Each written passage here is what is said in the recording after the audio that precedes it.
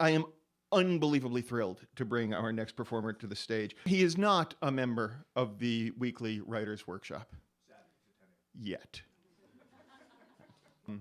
As Parker has pointed out, that class takes place Saturdays at 10 a.m. And if you are here tonight or watching online, you are welcome this Saturday to come for a free audit of the class. You can go to activevoiceproductions.com/workshop to get a $67 trial month. None of that has anything to do with this man.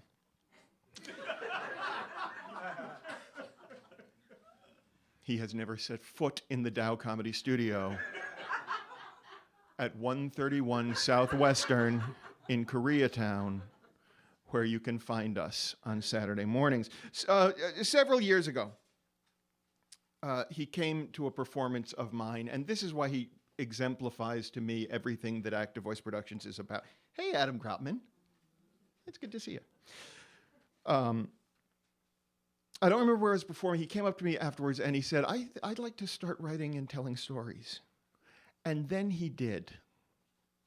And he was really good at it right away, and he has continued to get better since.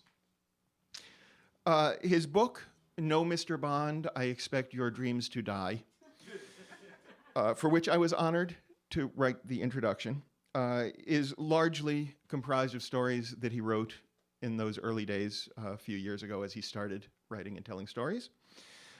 He regularly hosts the Muse Literary Salon at Hey Hey, alternate Sundays down in LA. He is an award-winning documentarian, an Iditarod blogger, and a genuinely dear friend. Please welcome, presenting his rock and roll manifesto, Alex Stein.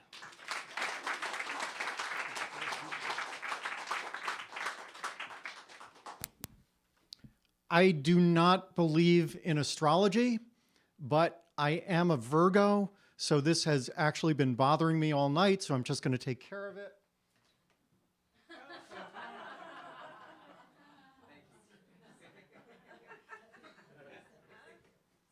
My shrink said, well, you've never officially been diagnosed with ADHD.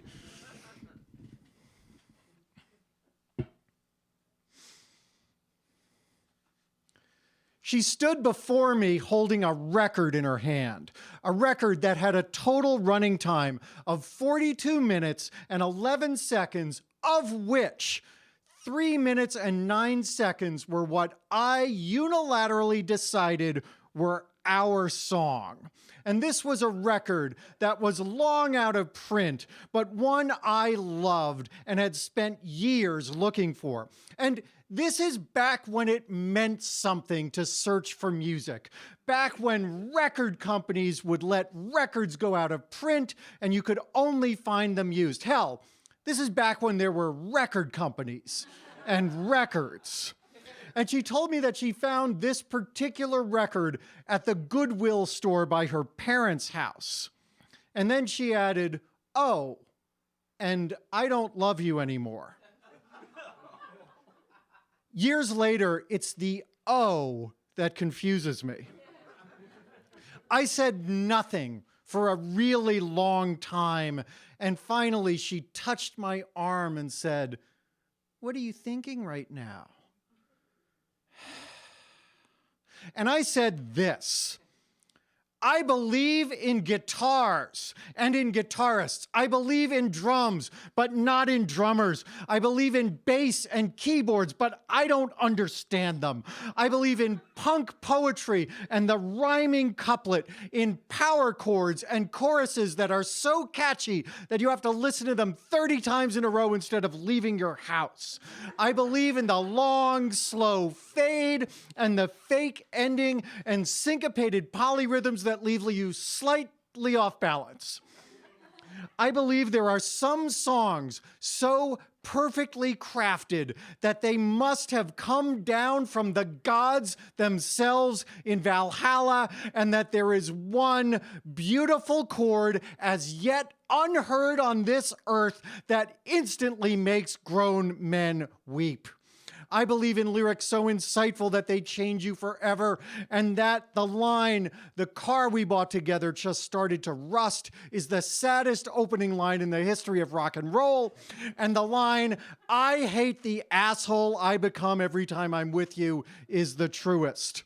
I believe in belt drive turntables and speaker wire and those big, heavy wooden crates of records that you would drag from crappy apartment to crappy apartment, even if you'd leave the dishes and your furniture behind.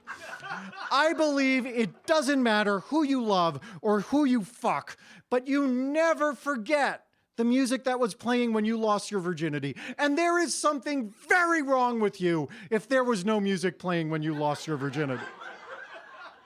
I believe in the Clash and Buddy Holly and the Everly Brothers and John Lennon and the Ramones and Squeeze and Jane Siberry. I believe that Mama Cass Elliot invented Crosby, Stills, and Nash. But Neil Young invented himself, and he would give it all up tomorrow if he could just sing like Smokey Robinson.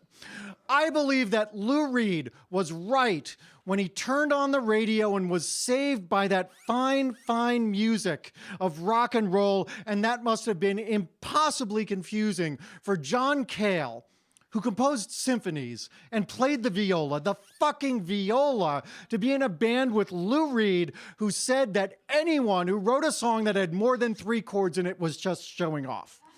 I believe that Paul McCartney is so supremely talented that even his farts are gorgeous and melodic. And yet, there is a special circle in hell where the song Wonderful Christmas Time plays over and over on an infinite loop as punishment for the worst sins you can imagine. But most of all, I believe that you don't deserve this record you found at the Goodwill by your parents' house.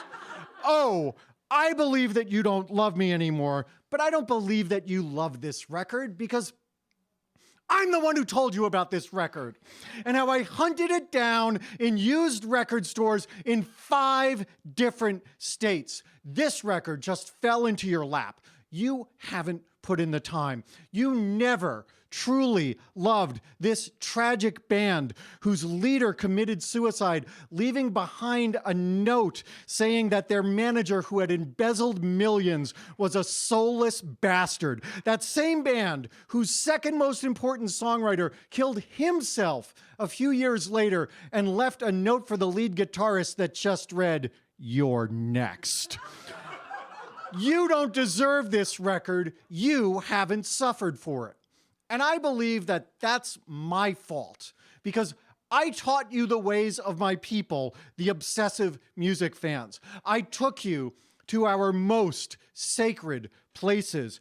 I brought you to the used record store below the vegan restaurant in the lesbian college town where they sold the import version of that XTC double album for a loss because they hated how the American record company cut 5 songs and rearranged the running order just to make it fit on 1 disc. I now know that it was a waste of my time to play for you the music I love and tell you the stories of these bands and the reason every song was important. And there was always a good reason. It was never just, I liked it, because I really listened. I really cared, not like you. And that is why the hollow husk that would have held your soul if you only had one will dry up and blow away, and no one will mourn you and no one will remember.